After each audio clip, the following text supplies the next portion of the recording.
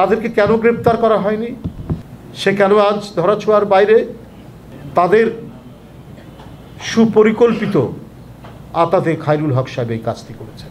ফ্যাসিবাদের আওয়াজ যদি উঠে বাংলাদেশের এই মাটিতে, তাহলে আমরা জাহিদের আত্মার কাছে কি জবাব দেব? আহনাফের আত্মার কাছে কি জবাব দেব?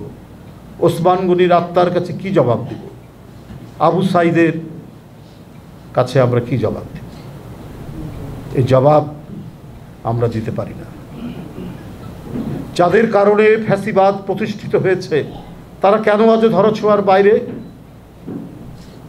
যারা প্রতিষ্ঠান ভেঙে দিয়ে গেছে, যারা ফ্যাসিবাদকে চিরস্থায়িত্ব দান করার জন্য নিজের উপর অর্পিত দায়িত্ব, সেই দায়িত্বকে শেখ হাসিনার পক্ষে যারা কাজ করে গেছেন, তাদেরকে কেন গ্রেপ্তার করা হয়নি? কেন জাস্টিস খায়রুল হক এখনও গ্রেপ্তারের বাইরে? উনি একমাত্র ব্যক্তি যিনি গণতন্ত্রের ধারাবাহিকতাকে বন্ধ করে দিয়ে, স্তব্ধ করে দিয়ে শেখ হাসিনাকে এক ভয়ঙ্কর রাক্ষসী ফ্যাসিবাদ তৈরি করার, নাৎসিবাদ তৈরি করার সুযোগ করে দিয়ে গেছেন। সে কেন আজ ধরাছোঁয়ার বাইরে?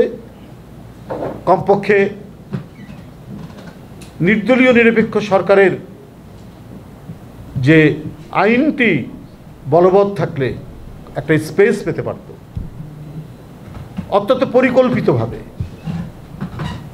বিদেশি চক্রান্ত এবং দেশের গণতন্ত্র বিরোধী চক্রান্তকারীরা তাদের সুপরিকল্পিত আতাতে খায়রুল হক সাহেব এই কাজটি করেছেন। তিনি কেন আজকে এর বাইরে, গ্রেপ্তারের বাইরে? তিনি তো সবচাইতে বড় দায়ী।